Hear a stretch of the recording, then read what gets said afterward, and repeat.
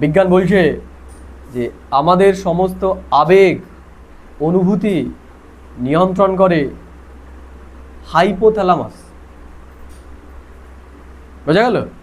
কারণ তারা আত্মা সম্পর্কে জানে না, তারা ভাবছে হাইপোথ্যালামাস সব কিছু নিয়ন্ত্রণ করছে। হাইপোথ্যালামাস আর পিটুইটারি গ্রন্থি, এই দুটো গ্রন্থির মাঝখানে একটা পয়েন্ট যেখানে আত্মা থাকে, সেখান থেকেই সে ইলেকট্রিক তরঙ্গের মাধ্যমে সে মস্তিষ্কের সাথে কানেকশন রক্ষা করে। যেমন ওই যে মোবাইলে আমি কথা বলছি, কথা তো হচ্ছে, এবার যাচ্ছে কিসের মাধ্যমে? তার আছে, তাহলে যাচ্ছে কিভাবে? ফ্রিকোয়েন্সির মাধ্যমে, তরঙ্গের মাধ্যমে। তরঙ্গ, বেতার তরঙ্গ নাম শুনেছি না আমরা? জলের তরঙ্গ, জলের তরঙ্গ হয় না? একটা ঢিল ফেললে কি হবে? কম্পন হয়। এই দুনিয়াটাই পুরো চলছে ফ্রিকোয়েন্সির আধারে, তরঙ্গের মাধ্যমে চলছে। এই যে সূর্য থেকে আলো যখন আসছে, কিভাবে আসছে? জানা আছে?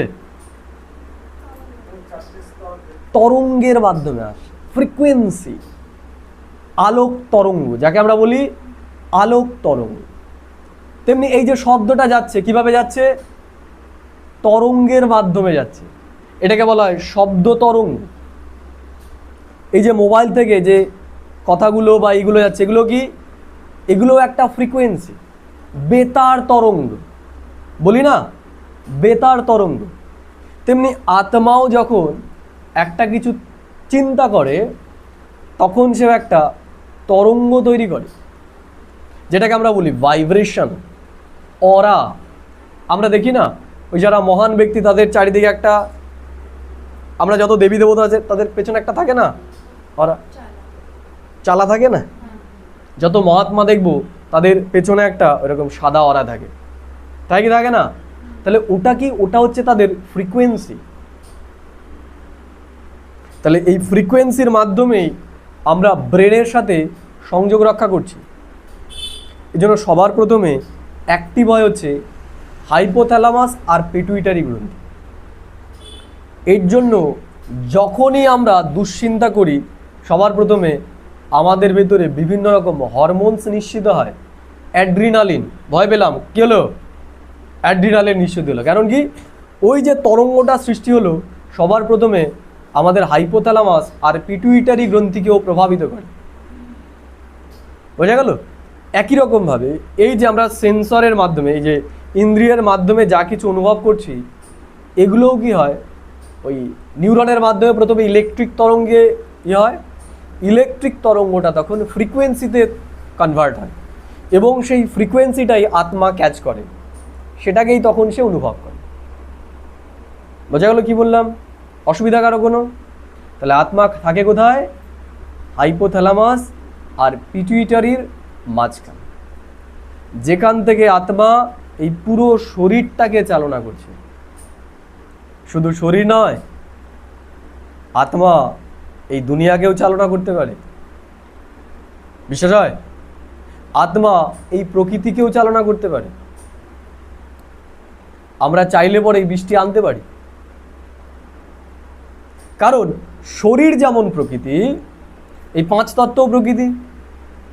শরীরকে যেমন আমরা নিয়ন্ত্রণ করতে পারছি ফ্রিকোয়েন্সির আধারে, এই প্রকৃতিকেও আমরা করতে পারি। কিন্তু তার জন্য দরকার, যেমন শরীরটা কতটা ক্ষুদ্র, আর এই প্রকৃতি এ বিরাট। তাহলে আত্মার ভেতরে যখন প্রচুর শক্তি চলে আসে, পজিটিভ এনার্জি, তখন সেই প্রকৃতিকেও নিয়ন্ত্রণ করতে পারে। সে চাইলে পরে এই ফ্যানটাকে বন্ধ করে দিতে পারবে সংকল্পের মাধ্যমে।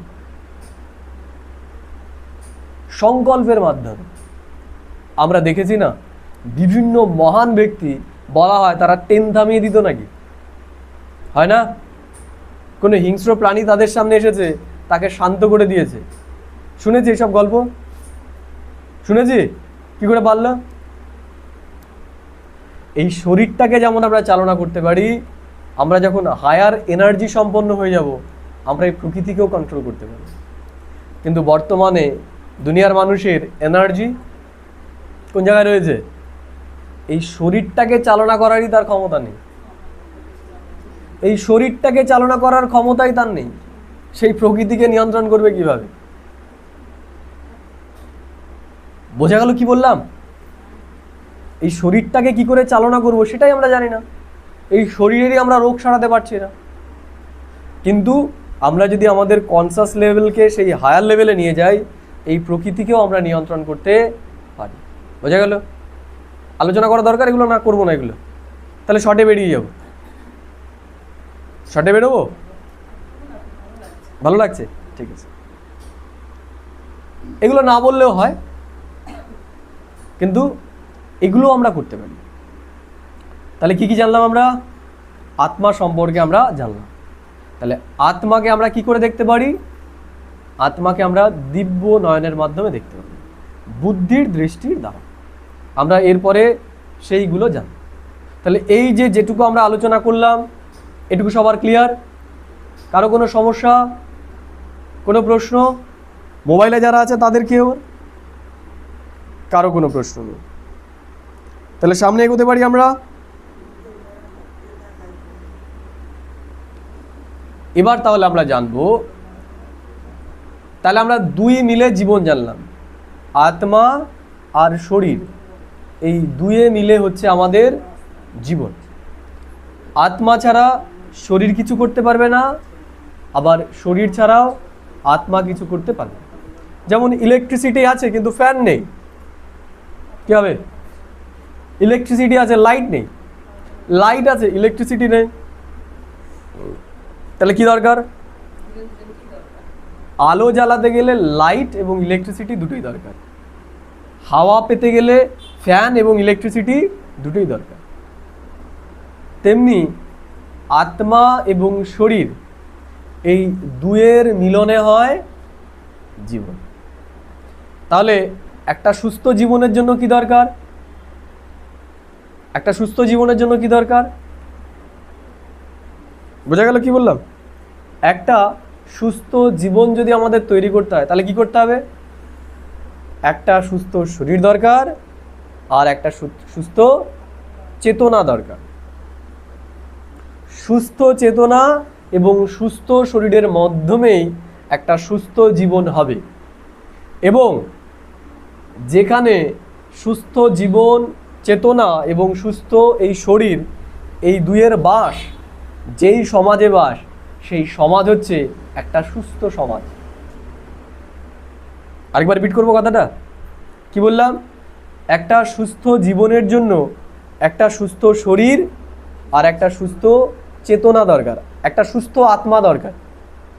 তাহলেই হবে একটা সুস্থ জীবন। আর এমন সুস্থ জীবনের আধারেই তৈরি হবে একটা সুস্থ সমাজ। এখন বর্তমানে শরীর সুস্থ, চেতনা সুস্থ, তাহলে এই দুয়ে মিলে যে জীবন তৈরি হলো সেটা সুস্থ। তাহলে এই জীবনের আধারে যে সমাজ তৈরি হলো সেই সমাজ সুস্থ? সুস্থ না। তাহলে বর্তমানে কি সমাজ? অসুস্থ সমাজ। তাহলে সুস্থ সমাজ কি আমরা তৈরি করতে পারি? কি করে পারবো? সুস্থ চেতনা, সুস্থ জীবন, এর আধারে একটা সুস্থ জীবন যখন তৈরি হবে, তাহলে একে একে মিলে কি হবে? একটা সুস্থ সমাজ তৈরি হবে। আমরা কি করছি? কেউ চুরি করেছে, আমরা কাকে বদলানোর চেষ্টা করছি? চোরকে। কেউ একটা খারাপ কাজ করেছে, আমরা কি করছি? ও ফাঁসি দাও, ফাঁসি না দিলে শুধরাবে না সমাজ, তাই না? তাই তো নাকি? তাহলে ফাঁসি নিশ্চয়ই সমাধান, ফাঁসি নিশ্চয়ই সমাধান। কারণ যে ওই কাজটা করছে তার নিজের ওপরই নিয়ন্ত্রণ নেই, সে নিজেই তো সুস্থ নয়। তাহলে একটা সুস্থ সমাজ তৈরি হবে কোথা থেকে?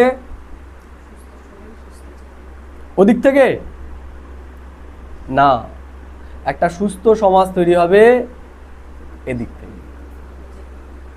কোথা থেকে? এদিক থেকে। তাহলে আমার শরীরটাকে আমাকে সুস্থ বানাতে হবে, আর এই শরীরের ভেতরে যে আমি রয়েছি আমাকে সুস্থ বানাতে হবে। তাহলে আমি যদি সুস্থ হয়ে যাই, এ যদি সুস্থ হয়ে যায়, এ যদি সুস্থ হয়ে যায়, সবাই যদি এখানে সুস্থ হয়ে যায়, সমাজ কি হবে? সুস্থ সমাজ। তাহলে যেখানে সুস্থ সমাজ সেটা হচ্ছে স্বর্গ, আর যেটা অসুস্থ সমাজ সেটা কি? সেটা হচ্ছে নরক। এখন আমরা কোথায় রয়েছি? নরক। তাহলে স্বর্গ তৈরি করা সম্ভব কি সম্ভব নয়? তাহলে নরক যেহেতু তৈরি হয়েছে, তাহলে স্বর্গও তৈরি করা সম্ভব। কাল্পনিক না বাস্তবিক? তাহলে বলবো যে সত্যযুগ বা স্বর্গ অবাস্তবিক? বলবো? তাহলে এই দুনিয়া যেমন নরক হয়ে গেছে এটা বাস্তবিক, তাহলে আমরা আমাদের জীবনকে বদলে আমরা এই স্বর্গের দুনিয়া স্থাপন করতে পারি। কিন্তু বদলাতে হবে কাকে? কাকে বদলাতে হবে? পলিটিশিয়ান, শিক্ষা ব্যবস্থা? তাহলে কাকে? আমাকে নিজেকে বদলাতে হবে। তাহলে এখন একটা অভিযান আমাদের শুরু করতে হবে। কিসের অভিযান? নিজেকে সুস্থ বানানোর অভিযান। যেখানে আমরা নিজের শরীরকে সুস্থ বানাবো, এবং তার থেকেও বড় যেটা, আমরা নিজেকে নিজে সুস্থ বানাবো। অর্থাৎ আত্মার সুস্থ থাকা অত্যন্ত আবশ্যক।